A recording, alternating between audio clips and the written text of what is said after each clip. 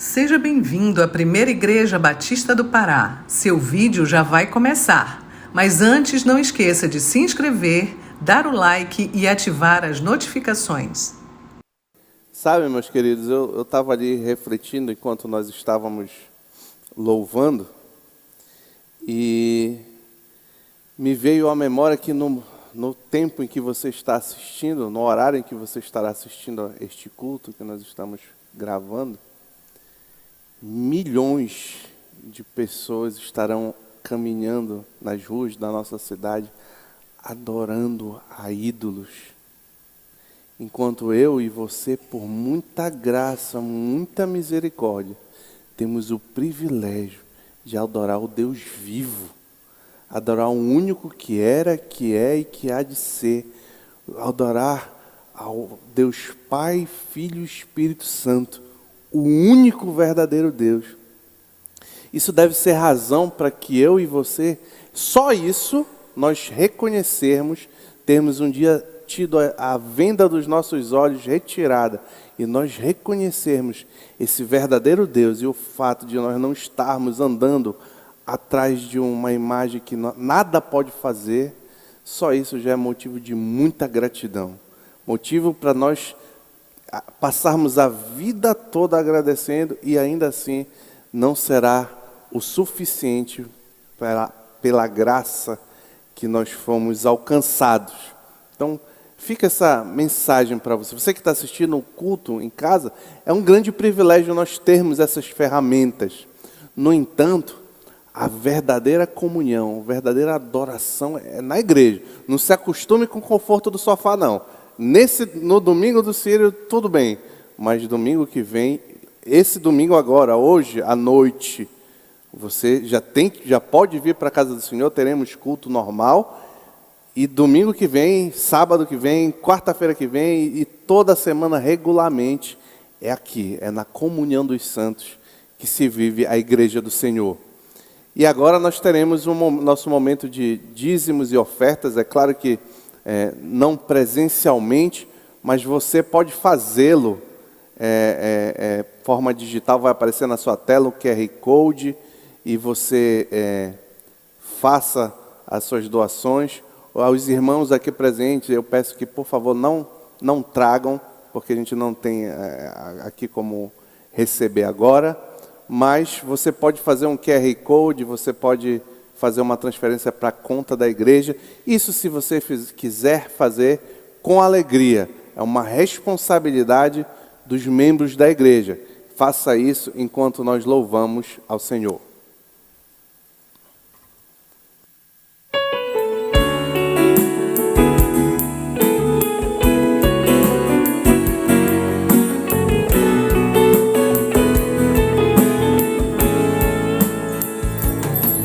Oh Jesus, eu quero tanto te servir aqui, Senhor, com a vida, com meus bens e o meu amor.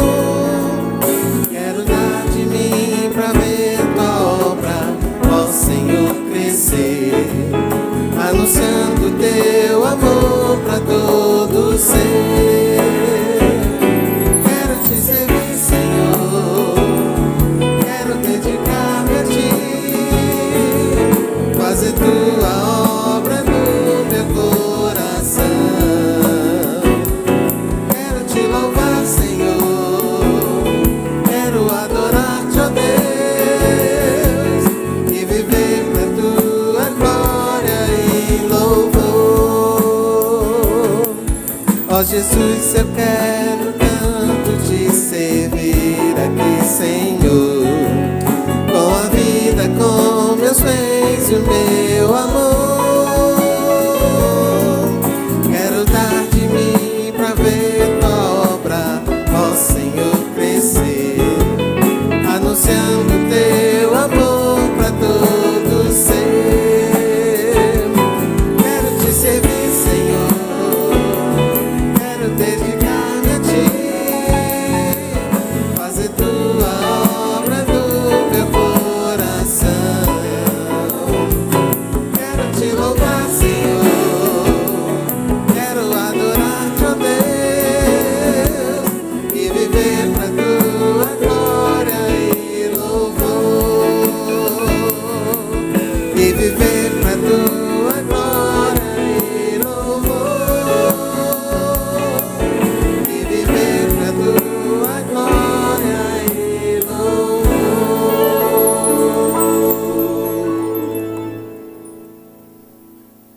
queridos, no próximo final de semana, nos dias 13, 14 e 15, nós teremos o nosso RETAPIB, Retiro de Adolescentes da Primeira Igreja Batista do Pará. As inscrições estão abertas apenas até quarta-feira. Faltam pouquíssimas vagas, então se você tem interesse, ainda é possível concluir todo o processo, tá? Tem que se inscrever online e já ter pago até quarta-feira. Então não deixe passar, fale com Gêmeos e Lorena, eu acho que aparece na tela de vocês aí, fale com Gêmeos e Lorena, qualquer dúvida pode falar comigo também. Repito, estamos nas não existe essa palavra, pouquíssimas vagas, tá certo? E eu tenho também uma novidade. Nós teremos esse ano, nos dias 10, 11 e 12 de novembro, o retiro dos juniores. É isso mesmo que você ouviu. Juniores, se eu não me engano, está aqui, está escrito. De 8 a 11 anos. Então, se você tem um filho que tenha entre 8, ou uma filha, 8 e 11 anos, então, não perca essa oportunidade de inscrevê-los no Retiro dos Juniores. Será o tema do retiro, não temos a arte ainda, é uma grande jornada. Pela misericórdia do Senhor e muita graça, o preletor serei eu mesmo, e eu terei uma alegria de compartilhar um pouco do Evangelho do nosso Senhor Jesus Cristo com os nossos juniores. Então, não perca essa oportunidade. Se você tem um filho de 8 a 11 anos ou uma filha, inscreva no retiro, participe, leve eles, e eu tenho certeza que serão muito edificados. Nós, como pais, temos que usar todas as oportunidades para, de alguma forma, ajudarmos os nossos filhos a serem conduzidos no caminho do Senhor. É Deus quem transforma corações. No entanto, Deus usa meios e um instrumento, talvez o mais poderoso, para transformar a vida sejam os pais, sendo exemplo e ensinando os seus filhos e conduzindo no caminho do Senhor. Então, não perca essa oportunidade. Isso é uma ajuda que nós, como igreja, damos aos pais nesta árdua missão de conduzir as crianças, ainda mais nesse mundo maluco, em conduzir as crianças, os jovens, os adolescentes no caminho do Senhor. Então, aproveite cada oportunidade. Qualquer dúvida pode falar com o irmão Helder Brazão, tá certo? E agora eu queria chamar o nosso diácono, o irmão Álvaro, que nos elevasse em oração, clamando, agradecendo pelos dízimos e ofertas, pedindo por mim, que trarei a reflexão da palavra do Senhor, e pedindo também misericórdia pelos perdidos, os que andam aí correndo atrás do rabo neste mundo e e que o Senhor tenha graça e misericórdia sobre a vida dos perdidos. Oremos. Graças, Senhor, te damos, Pai. Graças te damos pela tua maravilhosa misericórdia, Pai, que nos alcançou, Senhor, em momentos de nossas vidas, e que hoje, Senhor, podemos estar aqui louvando, adorando e engrandecendo o nome do único Deus verdadeiro, aquele, Senhor, que está vivo, Pai, é o Senhor Jesus Cristo. Muito obrigado, Pai, muito obrigado, Senhor, nós te agradecemos. Aceita esse culto, Senhor, como forma de gratidão e louvor, Pai. Amém. Também te agradecemos pelos dízimos e ofertas aqui depositados, Pai. Abençoa, Senhor, todos aqueles que puderam contribuir, e também abre portas para aqueles que estão, Senhor, com dificuldades. Muitos estão à procura de emprego, Senhor, que eles possam, Senhor, não deixar de ter o seu sustento, Pai Santo. Obrigado também pela vida do pastor André, que ele possa trazer, Senhor, a palavra, Senhor, de encontro aos nossos corações, de acordo com a tua vontade, Pai. Fala, Senhor, e que possamos receber essa palavra e aplicar nas nossas vidas, Pai. Pai, nós te suplicamos misericórdia, Senhor, misericórdia sobre esse povo, Senhor, idólatra, Senhor, tem misericórdia. Pai, também, Senhor, nos dá, Senhor, forças para que possamos levar a tua palavra, que é uma palavra de salvação, para que eles possam, Senhor, entender e possam, Senhor, ver o Deus verdadeiro que és tu, Pai. Obrigado por tudo, Senhor. porque sabemos que não merecemos nada, mas Tu és misericordioso e bondoso conosco. Em nome de Jesus é que nós te oramos. Amém.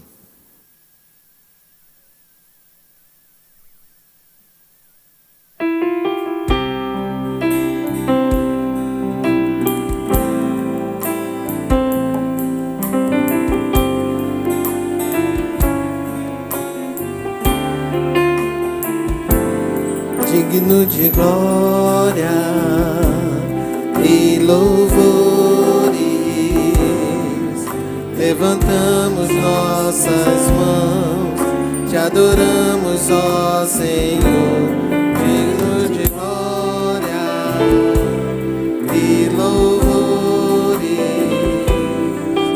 levantamos nossas mãos, te adoramos, ó Senhor. Porque grande és Tu, maravilhas fazes Tu, não há outro além de Ti, não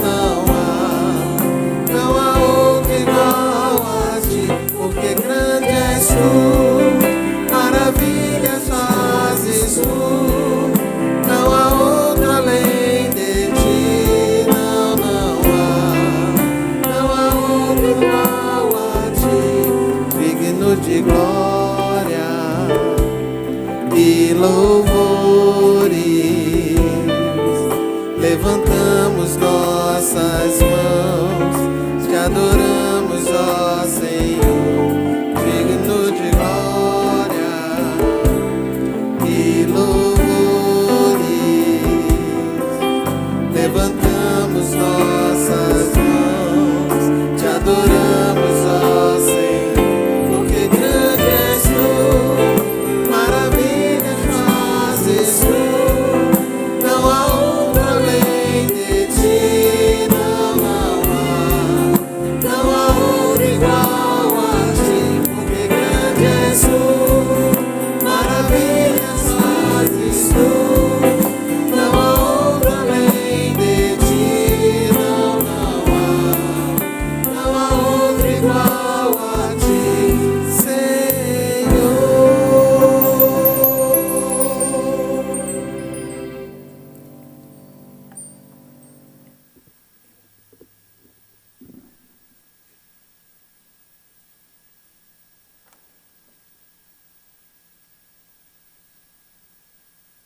Queridos, neste dia eu gostaria que os irmãos abrissem a palavra do Senhor no livro do profeta Abacuque, capítulo 2.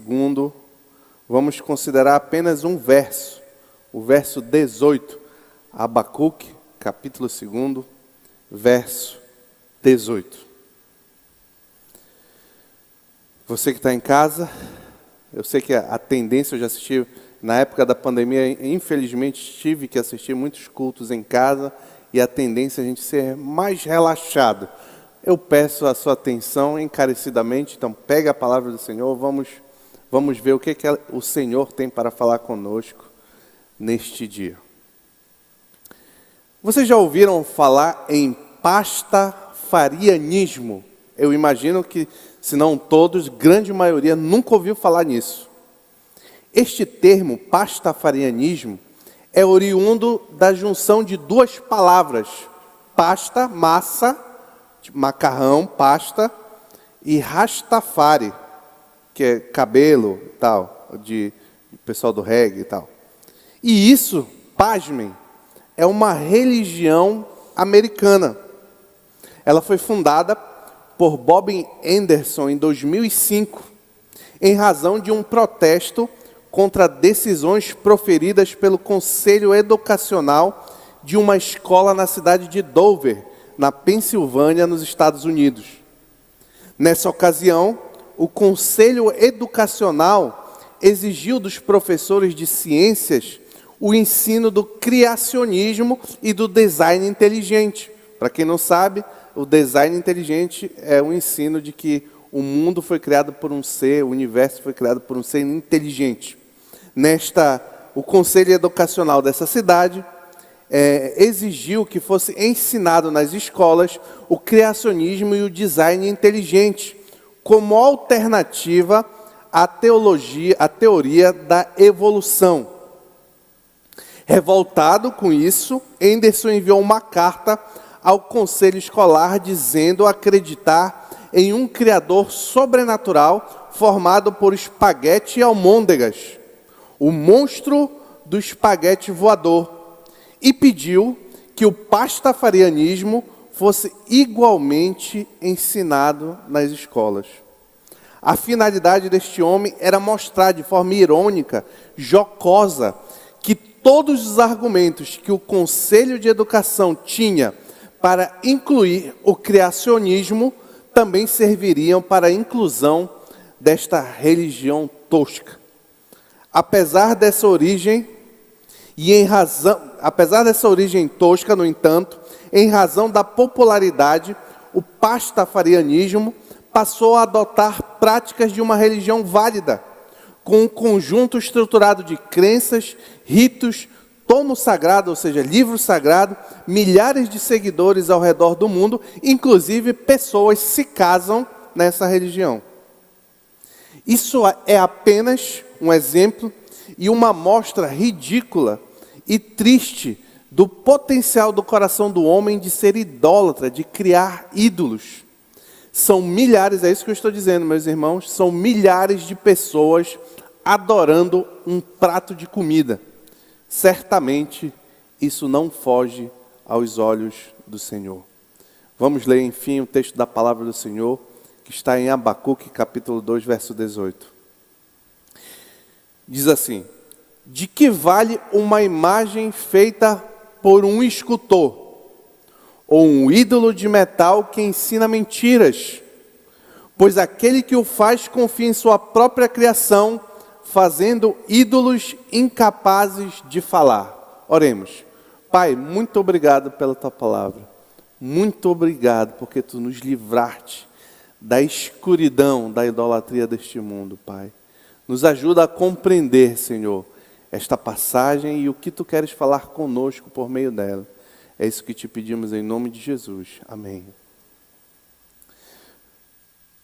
O contexto é muito importante para que nós compreendamos por que Abacuque diz essas palavras, escreveu essas palavras.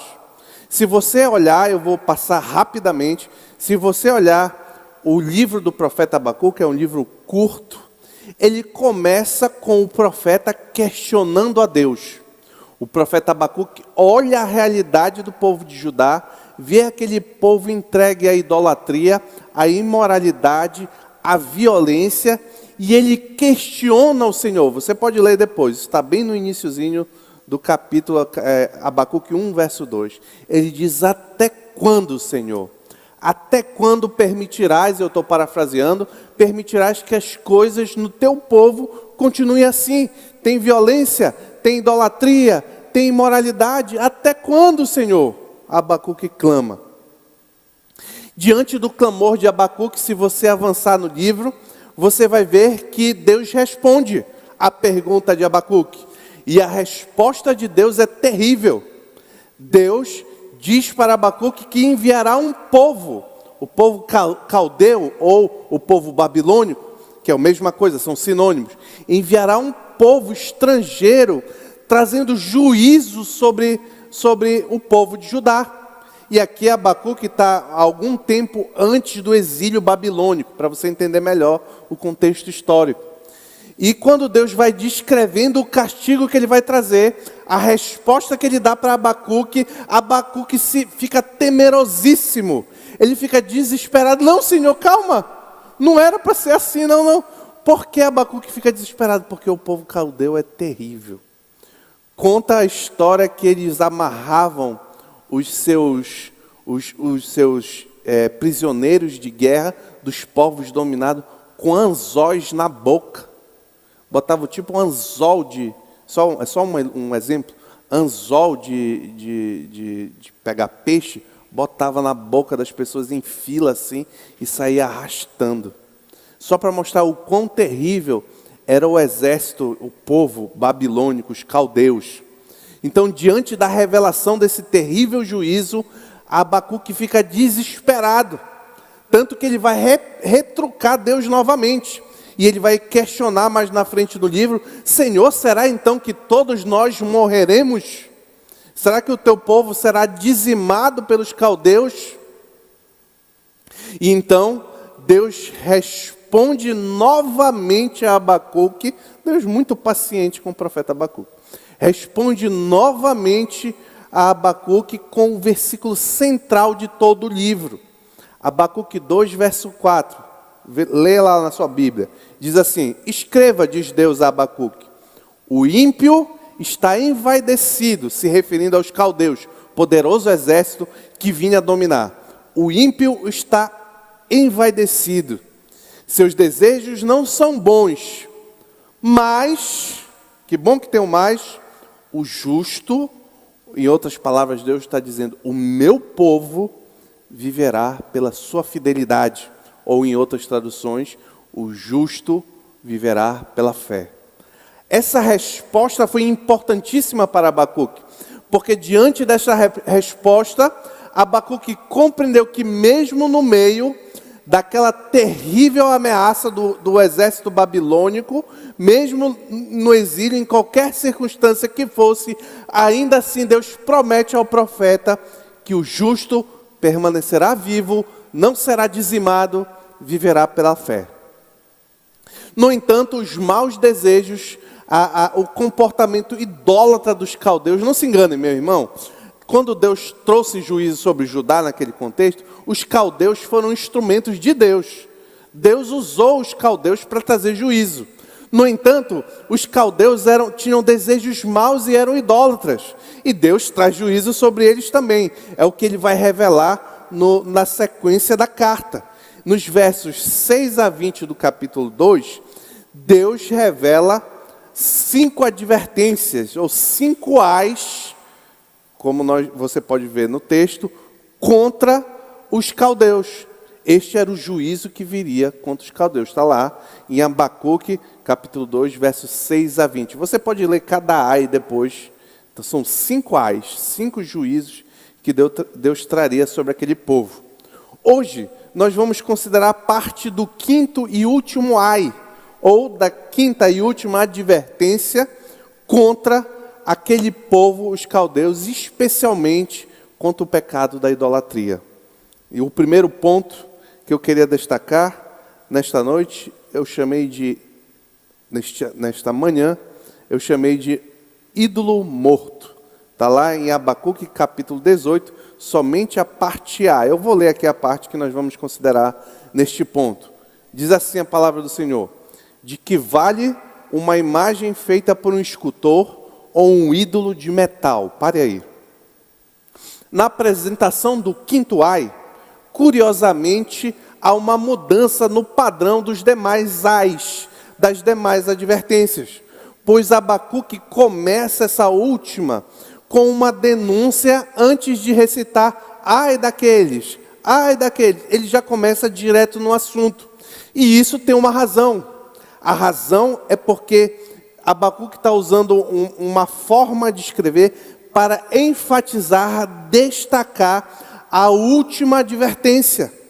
Isso porque esta última advertência é proferida contra o maior pecado de todos os pecados, a idolatria.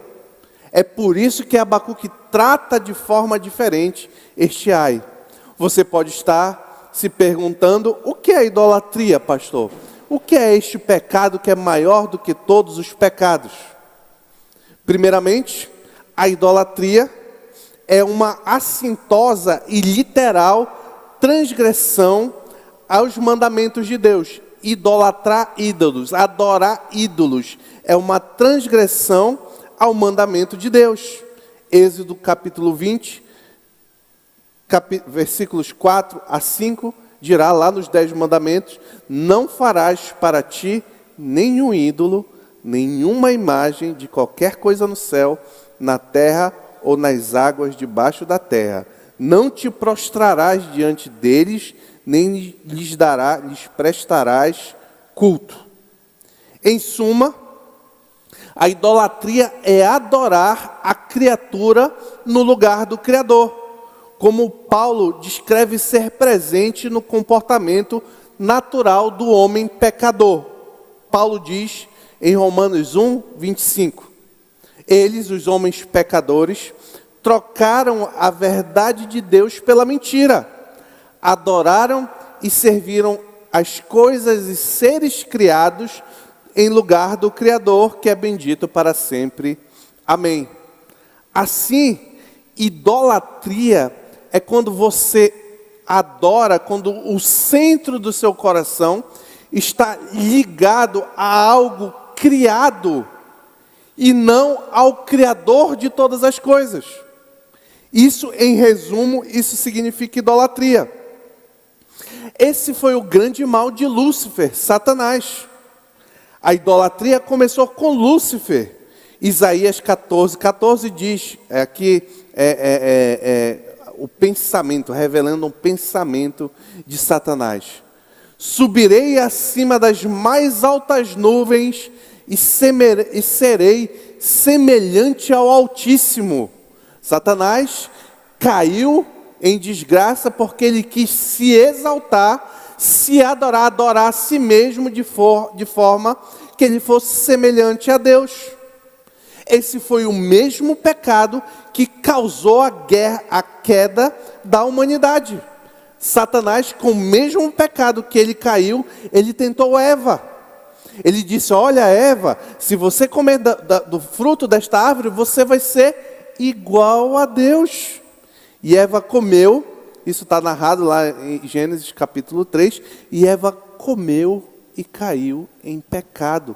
E o fundamento por trás da queda do homem foi o mesmo por trás da queda de Satanás: a idolatria. A idolatria, nesses casos específicos, a idolatria de si mesmo, a egolatria. Eles adoraram tanto a si mesmo que eles queriam ser e como Deus, ao invés de adorarem a Deus, o Criador.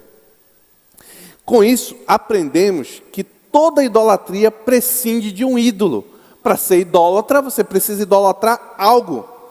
No contexto da carta de Abacuque, do livro de Abacuque, especialmente nas religiões pagãs, que ele está se referindo, da religião do povo babilônico. Nessas religiões pagãs, como a dos caldeus, os ídolos eram simbolizados por imagens de escultura. Por isso, a pergunta irônica no início do verso 18 que nós lemos: de que vale uma imagem feita por um escultor ou um ídolo de metal? Esta pergunta é para revelar que a origem e constituição daqueles ídolos testificam da inutilidade deles. Eles eram um pedaço, uma imagem feita por um escultor, um pedaço de ferro. De que vale isso? O ídolo esculpido, se refere a qualquer coisa modelada, esculpida por um instrumento. O ídolo pode ser de madeira, de pedra, de gesso. Abacuque diz de metal, porque ali naquele contexto eles faziam de metal. Logo, a intenção de Abacuque em fazer essa pergunta retórica e irônica é destacar que espiritualmente o ídolo não tem utilidade nenhuma. É pau, é pedra, é gesso, é ferro, é metal, não interessa o material, mas não tem valor espiritual nenhum. A intenção de Deus a revelar isso por meio de Abacuque, a essa advertência para os caldeus, é mostrar a grave cegueira espiritual da idolatria e daquele povo. Isso porque eram cegos espiritualmente, eles valorizavam o que não deveria ser valorizado. Eles adoravam o que não tinha razão para ser adorado. Eles rendiam honra ao que não tinha razão para ser honrado. É como, eu não sei dizer de forma mais absurda, é como honrar um pedaço de madeira. Note que todo ídolo, antes de ser fabricado, nasce no coração dos homens. Logo, os idólatras, aqueles que possuem ídolos, adoram deuses criados por eles mesmos. É uma prática totalmente ilógica. Eu crio um negócio, uma escultura, e então eu passo a adorar aquilo que eu criei. Acaba caindo no mesmo erro de Lúcifer e de Eva. Eu estou adorando a mim mesmo. Eu criei um negócio e agora eu vou adorar porque eu sou o criador daquele negócio.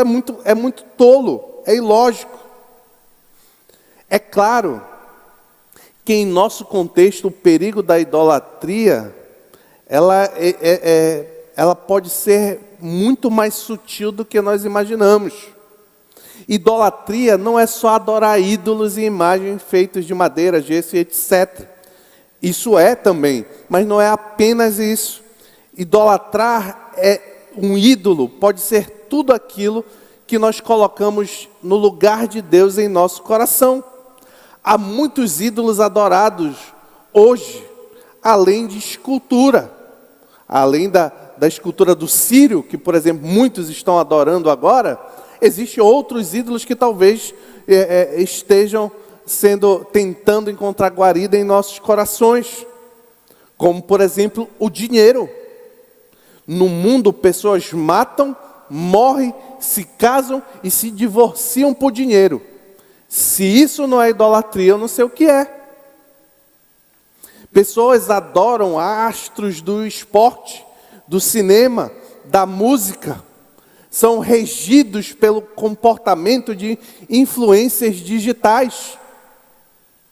O seu coração e a sua vida não é conduzida pelo Criador, mas por criatura. Isso é idolatria.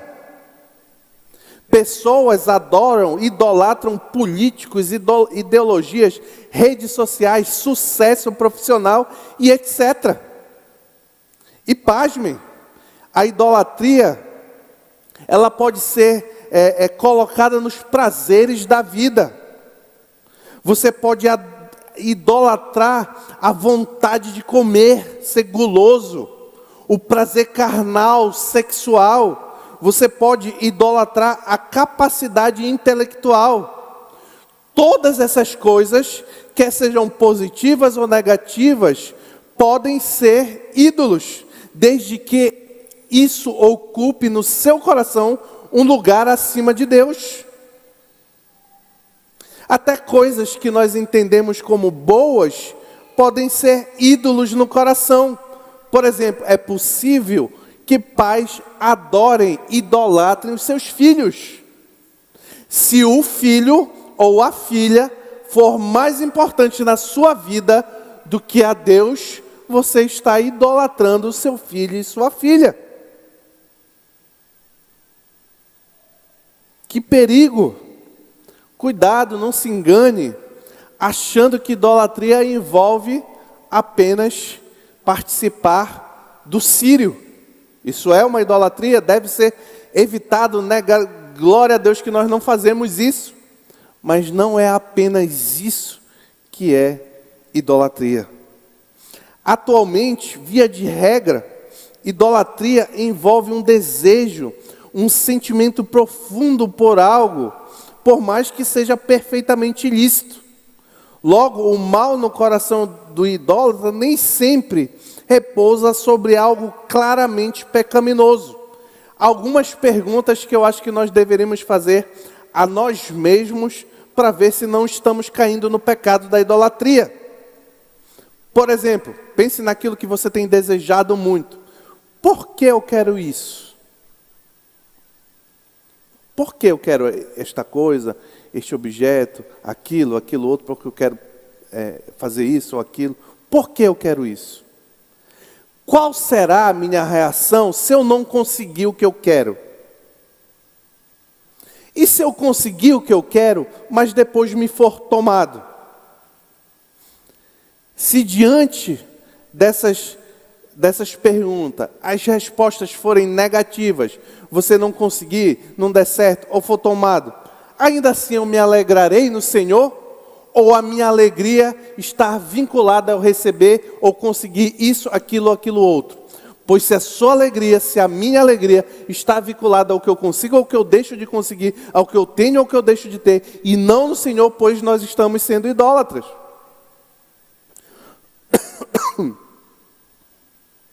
Abacuque aprendeu a lição.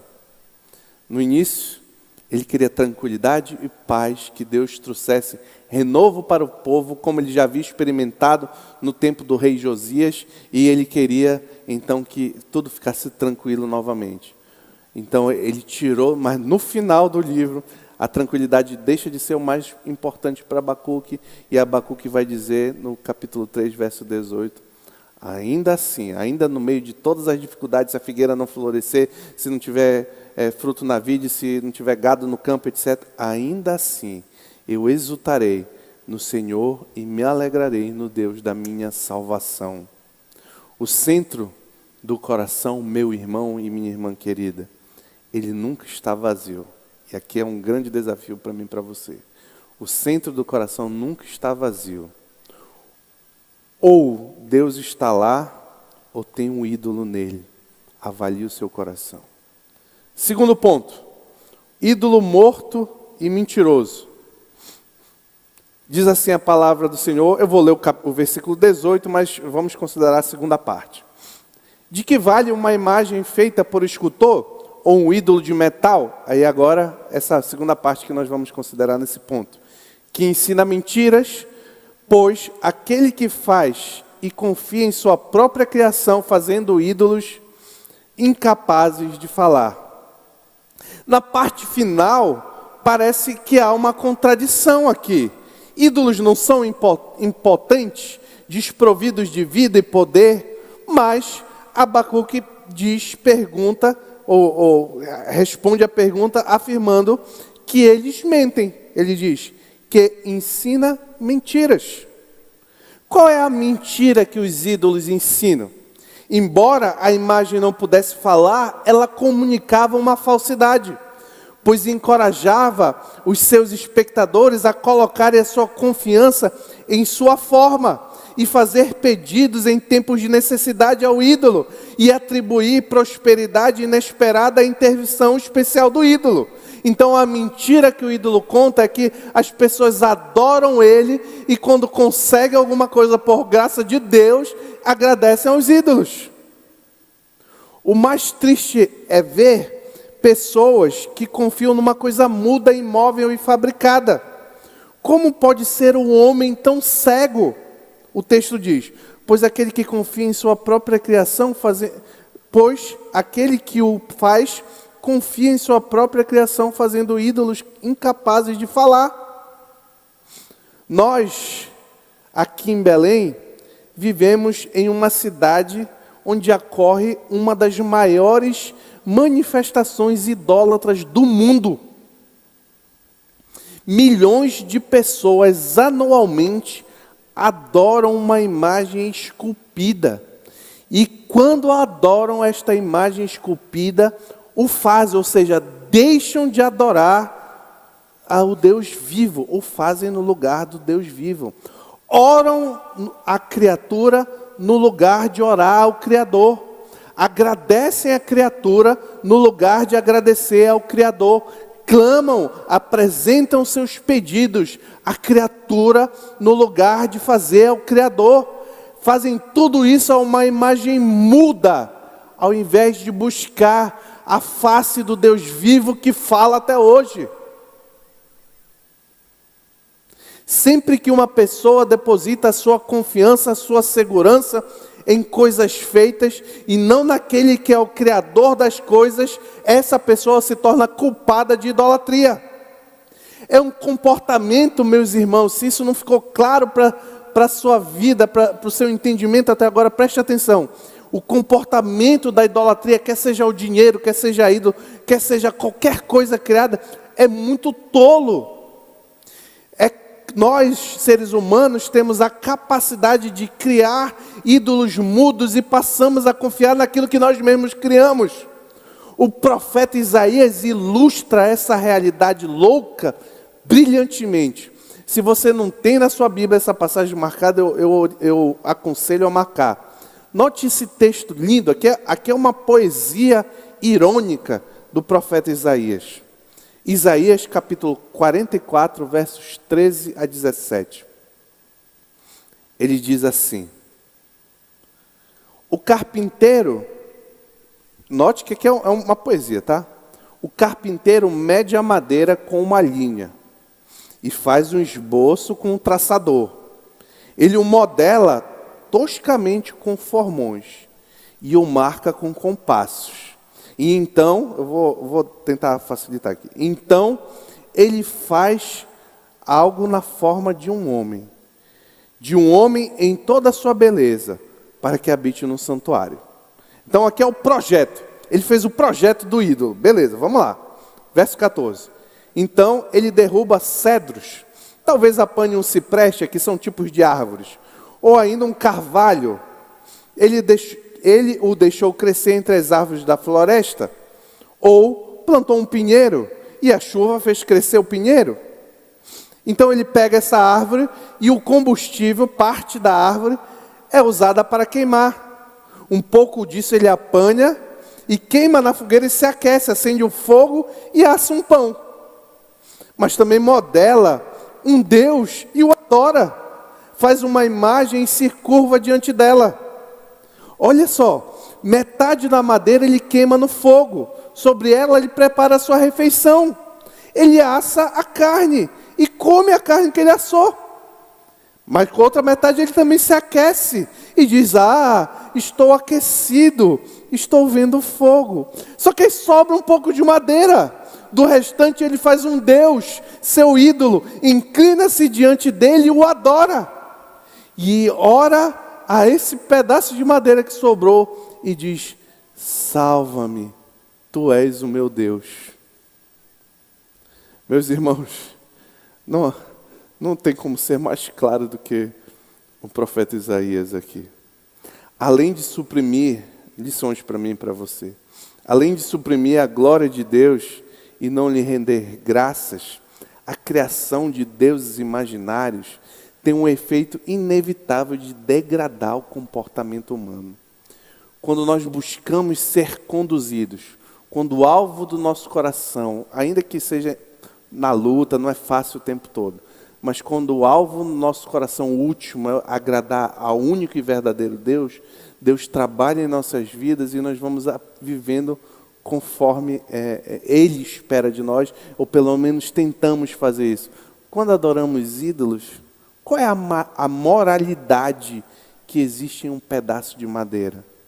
Ou qual a moralidade que existe na quantidade de dinheiro que você tem na conta bancária?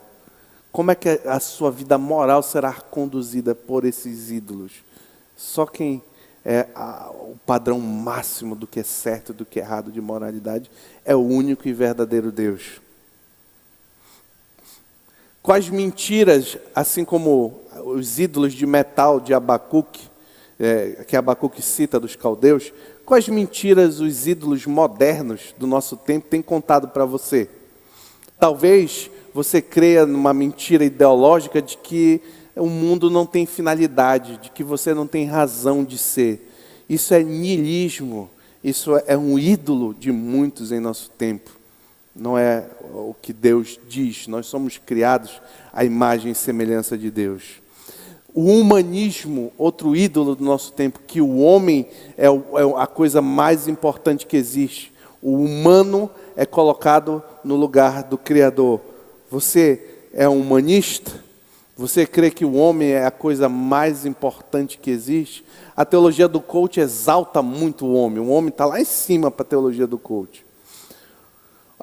Existe um ídolo no nosso tempo, uma mentira idólatra, que é o hedonismo.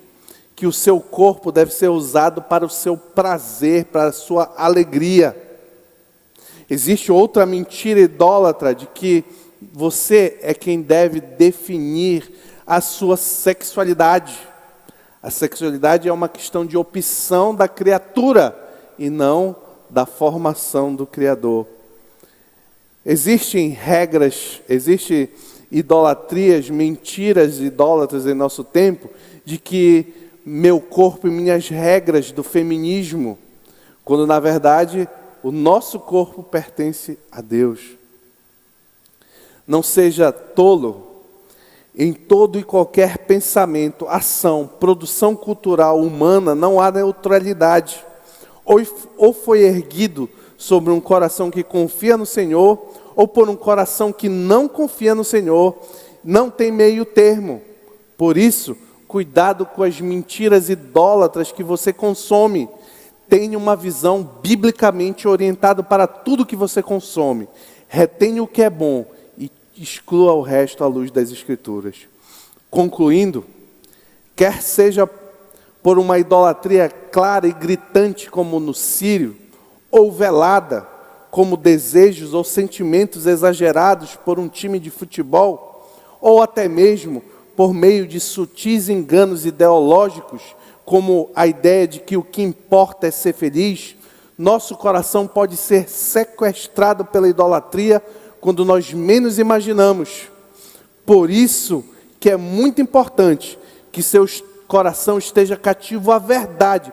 É muito importante que o nosso coração esteja cativo à verdade, para não ser conduzido para a mentira. Como eu faço isso, pastor?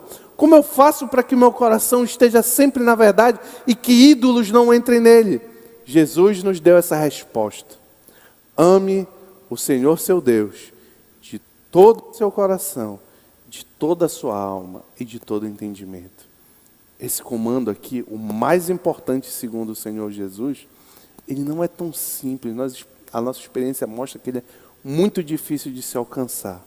Mas na medida que você avança, quanto mais você ama o Senhor com o seu entendimento, sua alma, seu coração, o seu coração vai se enchendo do Senhor e aí os ídolos vão caindo para fora. Essa é a única forma. O coração nunca está neutro. Coloque no seu coração, que eu coloque no meu coração, o Senhor acima de todas as coisas. E isso, meu querido irmão, minha querida irmã, não é possível longe de Cristo. Creia, se arrependa dos seus pecados, creia em Jesus Cristo, se arrependa dos seus pecados, ame a Deus, e você nunca mais precisará confiar em ídolos mortos e inúteis. Do contrário, se você não fizer isso, não se arrepender, não crer em Deus, não amar a Deus, não crer no Senhor Jesus, do contrário, conscientemente ou não, você já é um idólatra. Em nome de Jesus, amém.